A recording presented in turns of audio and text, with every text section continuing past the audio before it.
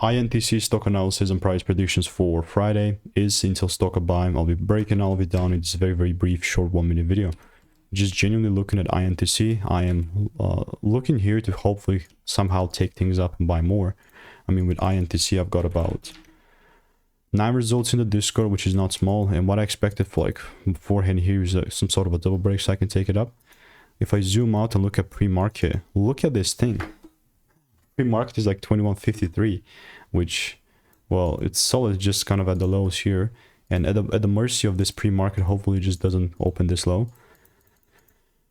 But ultimately, all comes down for me is just still following my edge, because this is what I've refined over 5 years, 43,000 videos. And unless I see a proper double break here, there's just no way that I'm going to look to buy.